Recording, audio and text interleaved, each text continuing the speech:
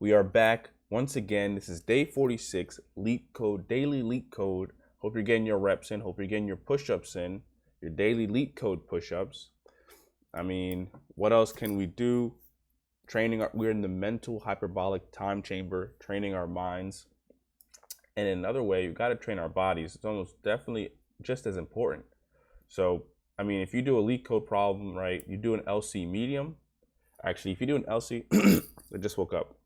If you do an LC easy, that's 3 push-ups afterwards. If you do an LC medium, actually, if you do an LC easy, that's 50 push-ups, right? It's gotta, because we gotta balance it, right? If you do an LC easy, that's 50 push-ups. If you do an LC medium, you can do 25. If you do an LC hard, you can reward yourself with just 5 push-ups, right? Because you're doing the hard problem, right? So you might as well do the push-ups. You already worked mentally, so you gotta balance it. It's a balance. But that being said, yesterday reflections. I mean, we did a lot of problems yesterday. On Thursday, right, it was too much prep. It was like 5-6 hours after work. Couldn't focus, couldn't think. Hop on Friday, we solved the problems in like 2 minutes. We also solved another problem with a pretty cool stack backtracking type thing. Also, just struggling on problems till you figure it out is just a good idea. It seems to be working really well. But we worked on clone graph yesterday. Barely doing it. I mean, our solution just doesn't make sense. We run out of time. For some reason, we clone the graph. We must return a copy of all the nodes in the graph. So something we're doing is unacceptable. Unacceptable. Shout out to the comments, Luffy himself, Admiral Luffy, Admiral Gear 6, the god himself. Day 45, now we wait patiently for 46. Day 46 has arrived. And this man is also on day 46 as well. He's also dropping secret LeetCode tips and tricks in the Discord. I think he just finished a call. I think he has a call with Elon today that he's gonna finish up around 1 p.m. So you're definitely gonna want to join the Discord for the debriefing. But W comment, W human, right? W experience. We have some more problems set up today, right? With clone graph. Unlikely. I think we can solve this, right? But the next problem on the Explore card is actually reconstruct itinerary. So after we do that, we can do reconstruct itinerary. I mean, this is an LC hard, so it's just not going to work out. But we'll try our best to solve it. I mean, yeah, I mean, what can you do, right? So we'll try our best to solve it. Work on clone graph first, then we're going to work on reconstruct itinerary. And then from there, all we can do is pray to the LeetCode gods. But I actually don't have a lot of time today, so we're gonna do an hour and a half as usual, but I'm actually wondering if we should do our new problems or do a review. I feel like review is more important, to be honest. I do feel like review is more important, but complicated.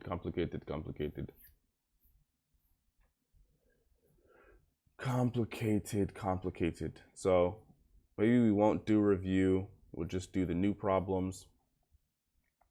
Maybe afterwards. Actually, maybe I don't like to do review on recording. I think it's just hard to, I don't know, something just is off about it. So maybe we'll actually do 45 minutes of new problems, and then I'll do review problems off recording. So that actually does make sense. We can do that. Because I don't know if I'll get a chance to do another session today. If that's the case, I'd like to make sure most of it is spent in review. So if that's the case, we'll do a mix of, actually we'll just do 30 minutes of clone graph. So I don't think it's very important to keep revisiting new problems. At least right now, I have a backlog of review problems that I just need to get through, and I just haven't been able to. And my split of new time to old time is just crazy because it switches up every day, but the backlog of old problems has just been growing really largely. So we need to put in place a system to basically like just get it done, right? So yeah, I think we're gonna do 30 minutes of clone graph, 13 minutes of clone graph, and then I'm gonna do review off stream. That I think we should be good. So yeah, let's jump into it. Day 46, right? Make sure to join the hyperbolic coding chamber. Thousands of people joining every day. You don't want to miss the info that's gonna come from Elon around 1 to 2 p.m. Additionally, leave a comment, leave a W. Let me know if you're working on any problems. Let me know if the problems you think that are easy, the problems you think that are hard. And yeah, we're just gonna jump into a clone graph. So let's do it. Also, I'm noticing I look a little crazy on camera most of the time, but I mean, you can't make the grind look good, right? I try to keep the same energy in it every day, but that's just kind of how life is. But in terms of how I look to show up, I mean, hey, it is what it is. You're showing up to do the hour and a half. Sometimes you just don't have time to think about what you're gonna look like. So it is what it is. That being said, we're gonna jump into clone graph. So let's do it. Also, I just woke up, my voice is a little gone. So we're going to start it. Clone graph. We're going to read the problem, rethink what I was kind of do with this solution, and then see if we can make it make sense. So given a reference of a node in a connected, undirected graph, connected means that we can reach, there's a path, basically we can reach any node from any node, or a path exists between them because it's undirected. Return a deep copy or clone of the graph. Each node in the graph contains a value, which is an integer in a list of nodes of its neighbors, integer and neighbors. For simplicity, each node's value is the same as the node's index, one index. And so this is a common thing where the node's value is the same as node's index, which allows us to use the node's value as its ID. For example, the first node with value equals 1, the second node with value equals 2, and so on. The graph is represented in the test case using an adjacency list. An adjacency list is a collection of unordered lists used to represent a finite graph. I've actually never realized that before. An adjacency list represents a finite graph. So does that mean it has, when they say finite, do they mean it has no cycles, or do they mean finite? Well, they would say acyclic. I think they mean finite as in it has an ending. Whereas there are probably other graph representation methods where it's unknown whether or not an end exists. Each list describes a set of neighbors of a node in the graph. The given node will always be the first node with value equals 1. You must return the copy of the given node as a reference to the cloned graph, right? So you have to return the first node of pretty much copy of the given node. So we have the original graph. This looks like a clone. The nodes are new and the graph looks the same. Here we can't return the same graph. The nodes were cloned, but the graph is messed up, doesn't have the same connections. So what we were doing here, we wanted to run this. I remember we had this function find edges, which wasn't really find edges anymore, but we were treating it like it was because we had originally had a different approach. And I think we'd originally had an approach with an adjacency list, but it didn't feel like the right solution. Then we changed it to this version. So we do a DFS with a clone map. Clone map with DFS recursively. We have a scene set. So let's just say we start with 1, right? Right, have we seen 1's ID before? We haven't, so we add it, right? Then we create a new node with the current node's value, 1, we set node.val to created. So we have this node or ID to node mapping. Then we have const nay equals new node n.val. So that's actually interesting. So we have neighbors of node.neighbors, and we say we create a new node with n.val. Then we do created.neighbors.push. So now we have a node 1. We have a node 1, right? The value would be 1, and its neighbor should also be 2, which is the node we just created.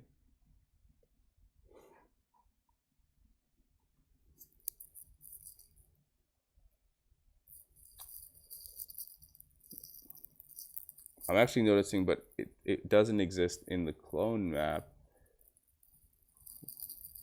because we create the node. Right, because we create the node for 2, right? Push it onto 1's neighbors, then we do a depth first search into it. We'd say, have we seen 2 before? We haven't, so we add it. Then we create a node for 2, but we already made it, and then we set that. So we actually create 2 nodes. So I think this output just means that we created a copy, but they're actually not linked to each other. It doesn't really make any sense.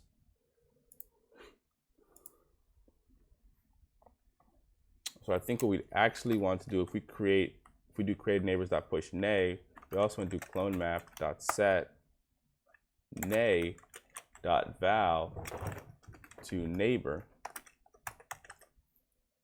So that way we created two, right? We want to do dot set. We created node 2, we push it on as a neighbor, right? And then we add it to our set. And it would have, right? So then we DFS into n, and have we seen 2 before? Technically we have, right? So we're going to create it and then set it. So we're actually overwriting it here. We'd actually be overwriting it. So maybe what we want to do is instead we'll say if clone map, we could do something like this. We'll say const created, right? If clone map, right, dot has a node for this particular value, right? Then we want to get that from the clone map rather than create it. Otherwise, we want to create a new node with the value. And we can remove created from here. And then you actually want to break this up because we'd want to set it. So it actually doesn't work as well. We'll say if clone map has the value, right? Then we want to set, I guess we could do it like this. We could say let created equals clone map dot get node dot val. Now if, we'll just call this clone, right? Now if the clone doesn't exist, right, then we want to set the clone equal to new node, right, node dot val, and then set, right, for this particular node's value to this clone. Then we can remove these two lines, right? So now we'd be in 2, right? So now we can restart, right? We're going to start with 1. Have we seen 1 before, right? We haven't seen 1 before, so we're going to add it to the scene, right? Get a clone map, get the clone for this value. We don't have a clone for it, so we create the node with the value. We set it, this node's value, right, 1 to the clone. Then we want to visit 1's neighbors. We'd have 2, right? Const na equals new node n dot val. So we create the neighbor node. So I think we actually want to do the same thing we just did for the other node, actually. If the node exists, then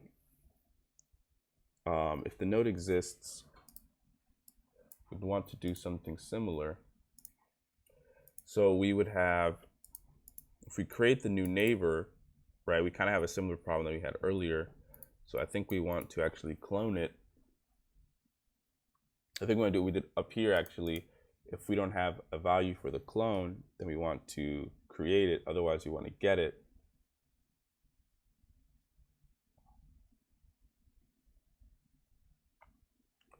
And then push onto the neighbors. So we actually do have created here, which we want to change to clone, right? We do want to push the neighbor on, but we don't want to call this regular neighbor. We want to call it cloned neighbor. We're going to let cloned neighbor actually equal clone map dot get n dot val.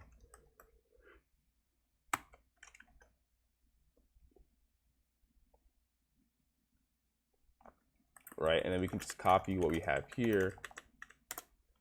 Then we'll change clone to, if cloned neighbor doesn't exist, then we're going to do cloned neighbor dot create a new node, and then do clone map dot set for n dot val. Right, we want to set it to cloned neighbor. Right, and then we're going to push the cloned neighbor onto our clone, onto the current, the main clone, basically the parent node.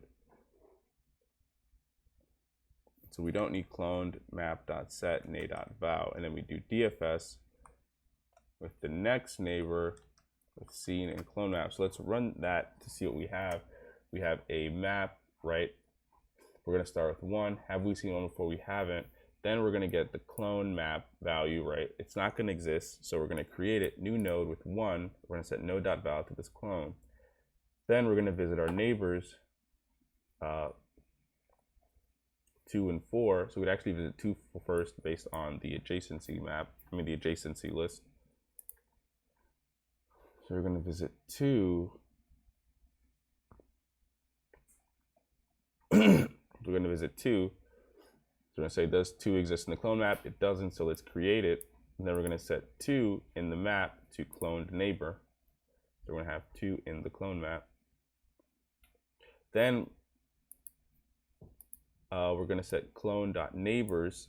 So the original clone that we created, the first one, right? We're going to push the clone neighbor on, right? 2. And I think since it's undirected, we actually want to do the same for the other one. But maybe that happens automatically as we visit, but we'll have to check. We'll do clone.neighbors.push.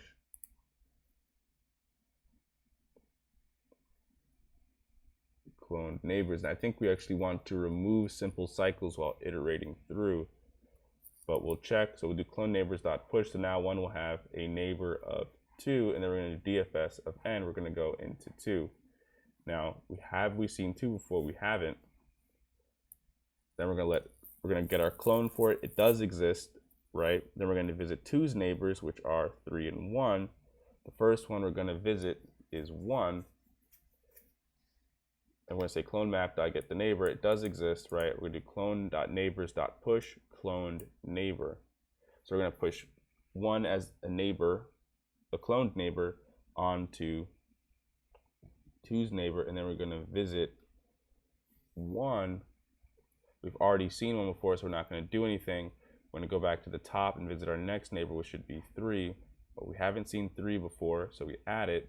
We create it because we haven't. It's not in the clone map, right? Then we're going to be visiting 3's neighbors, which is 2 and 4.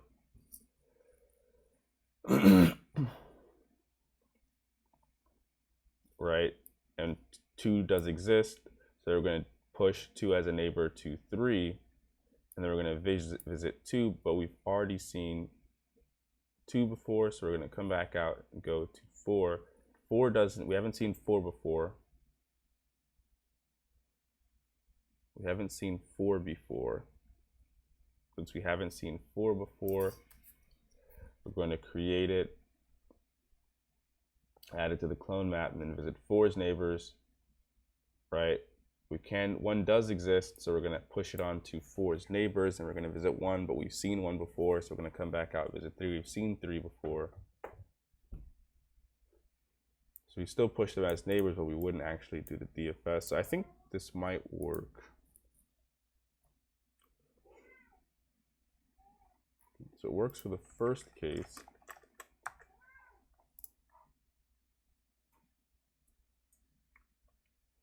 Oh, so it does work. Interesting. Interesting. So you have the clone map. If the clone doesn't exist. Yeah, this works, but I'm not exactly certain why it works. So with the scene, we actually only ever do scene on the node that starts. We actually only ever do scene on the node that starts.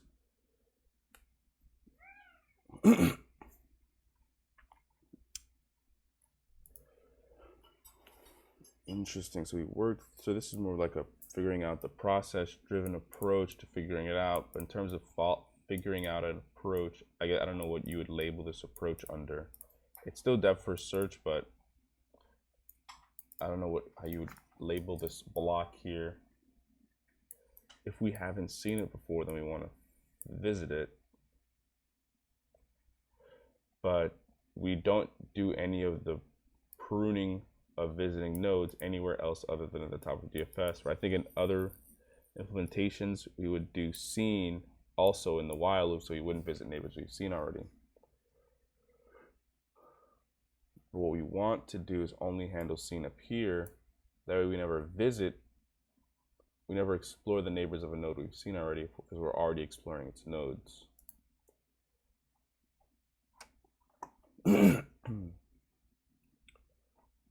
I think the time complexity, we have a DFS, which is we have to visit every node. In the graphs, it's going to be linear time, but since we have a graph, it's going to be O of V, the number of vertices plus the number of edges, since you're going to visit every edge, basically, of every node. I want to say the space is also going to be V plus E on the call stack, but not V plus E, V times E. Well, actually, no, V plus E would be V plus E because we're going to visit every edge in the graph and every vertice. And we have the set, which at most can take up n space, which is going to be O of V. So I'd say our space is V plus E.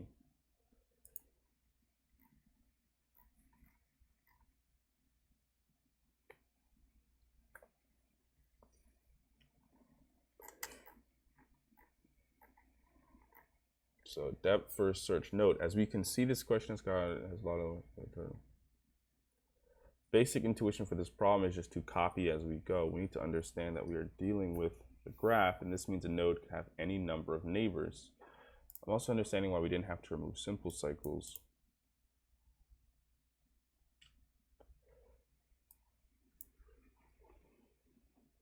Basic intuition for this problem is just to copy as we go. We need to understand that we're dealing with the graph, and this means a node could have any number of neighbors. This is why neighbors is a list.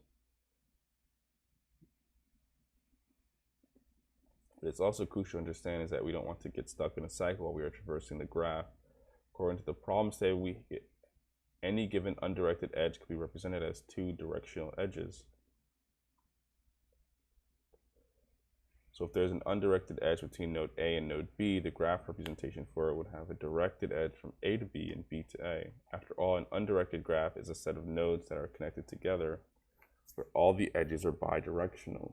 How else would you say that A could be reached from B and B could be reached from A?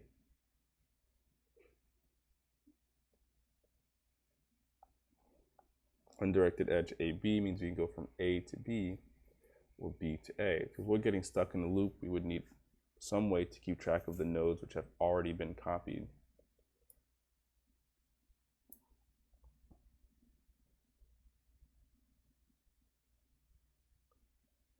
By doing this, we don't end up traversing this again. That's what we do with scene.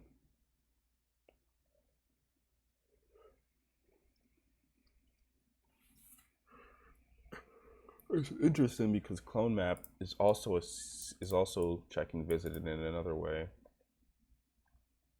Basically, we want to only visit each node. No, we do visit nodes because we visit their neighbors. Basically, I think I see what's happening. If we visit a node, right? Then we visit its neighbors. Now we're visiting two. Then we visit its, we're visiting two, so we're visiting two, so now we're visiting one. We already visited one, so now we're visiting three. Well, we already visited two, now we're visiting four, so now we actually have the whole stack built up. We just need to finish going through the neighbors and setting them equal to each other.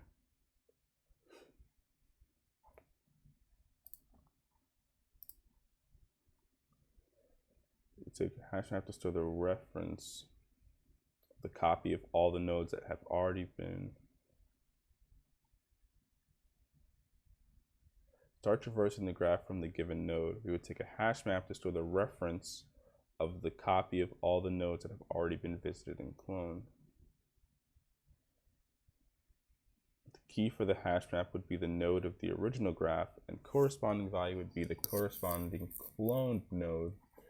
We would take a hash map to store the reference of the copy of all the nodes that we have already been visited and cloned. So maybe they fused their implementation here. The key for the hash map would be the node of the original graph, and the corresponding value would be the corresponding cloned node of the graph. That's what we did.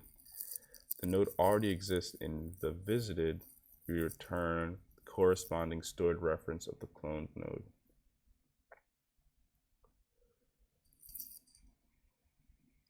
For a given edge, A to B, since A is connected to B and B is also connected to A, if we don't use visit, we would get stuck in a cycle.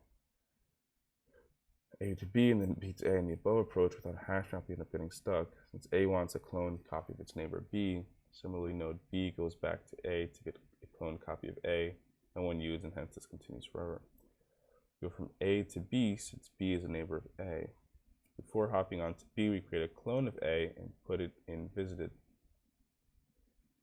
B sees A as its neighbor, but before hopping to A, so this was what we're doing. Before hopping to A, it checks for A in visited. So that leads me to believe they're checking in the loop. If we don't find the node in the visited hash map, we create a copy of it and put in the hash map. Note how it's important to create a copy of the node and add it to the hash map before entering recursion.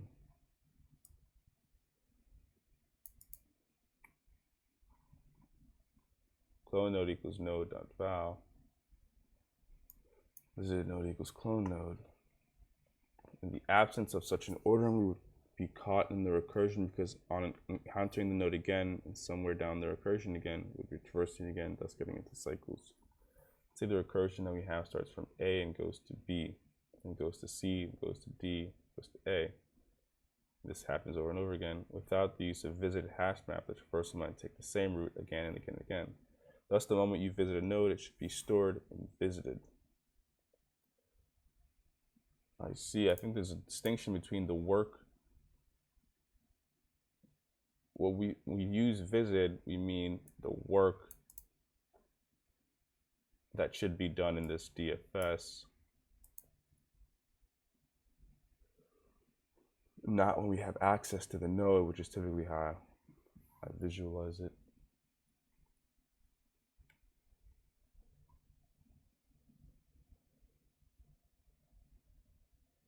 Mark as visited, it goes to B. We haven't seen B before, so we mark it. We can, right, even after we mark it, we still have access to its neighbors because of recursion. If we're going to A again, we find the node A already in visit hash map, hence breaking the cycle. Mark as visited. It goes off the neighbors of the node. Pay attention to how many recursive calls we make for any given node. For a given node, the number of recursive calls will be equal to the number of its neighbors. Each recursive call will return the clone of a neighbor. We will prepare the list of these clones, return and put into neighbors of cloned node, which we had copied earlier.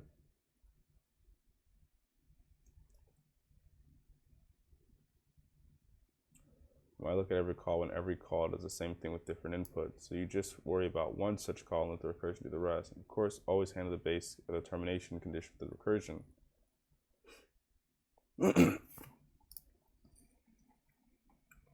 Something about Python is hard to read.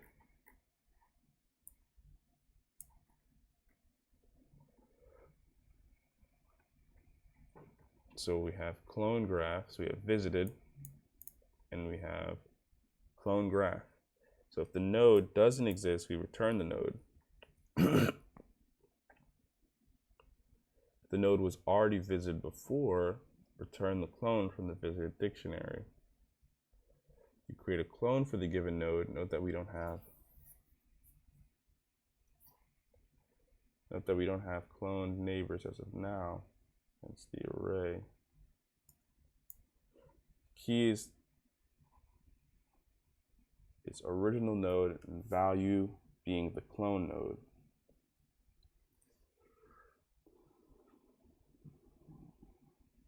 Iterate through the neighbors to generate their clones.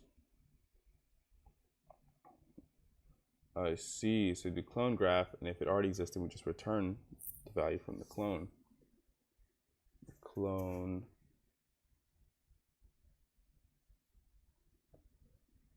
so we n plus m, where n is a number of nodes and m is a number of edges.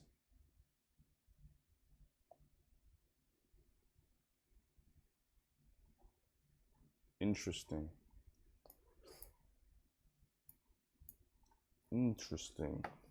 Our version creates,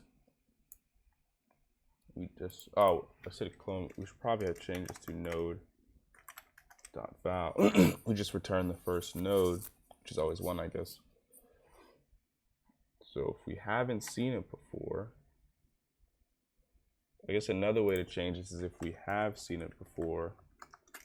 Maybe that's what we should start doing. If we have seen it before, we can do it like this. I think this is more readable.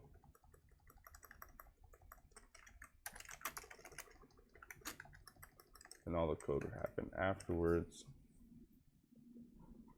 It should still work.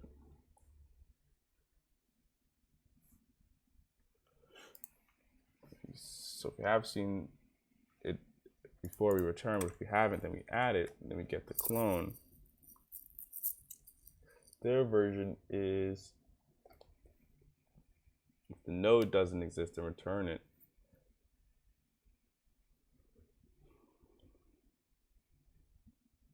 That only happens for the first case.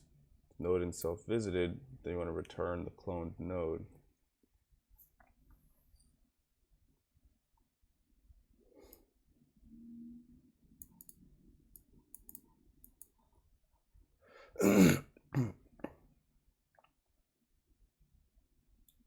We agree DFS is a good enough solution for this problem. However, if the recursion stack is that what we are worried about, DFS is not our best bet. Sure, we can write an irreversible depth for search by using our own stack.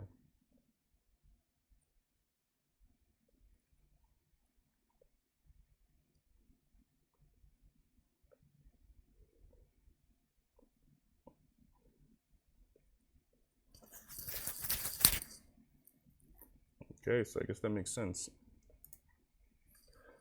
So you're given a list of airline tickets. So there's not much time left, so we'll just read the problem.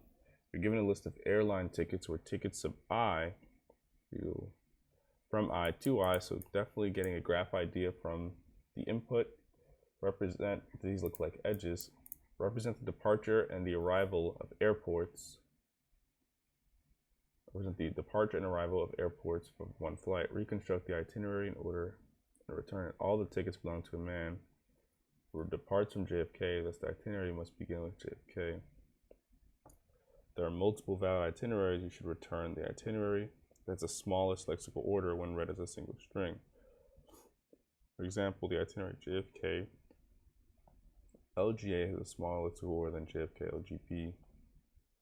Assume all tickets from at least one valid itinerary. You must use all the tickets once and only once. So let's map this to our example. We have an array of tickets. So you depart from this one, you go to this one.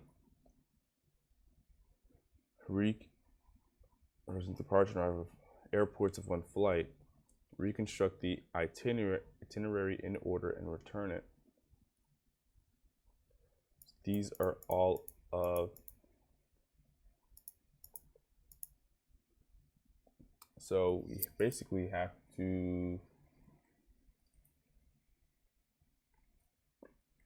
return the smallest lexical order.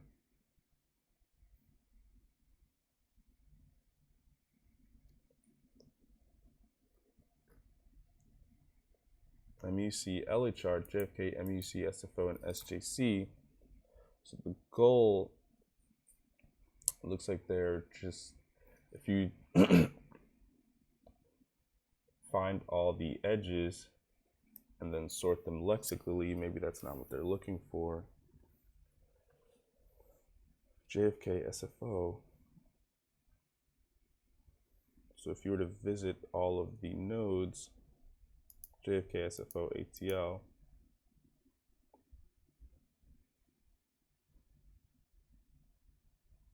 JFK, ATL, SFO. There are multiple valid itineraries. You should return the itinerary that has the smallest lexical order when read as a string.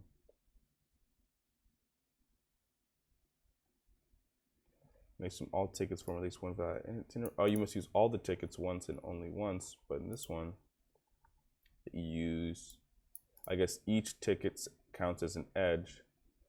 And so we have JFK, we have 2 JFKs we could use. And for ATL, we have 2 we can use. And for SFO, we have 1 we can, oh, we have 2. We should have 3 SFOs actually. So maybe it's not correlated to the number of edges.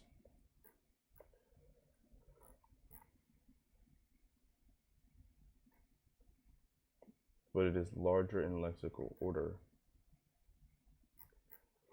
So if you're given a list of airline tickets where tickets of I is equal from I to I, so going from this node, right, from MUC to LHR, represent the departure and arrival airports of one flight.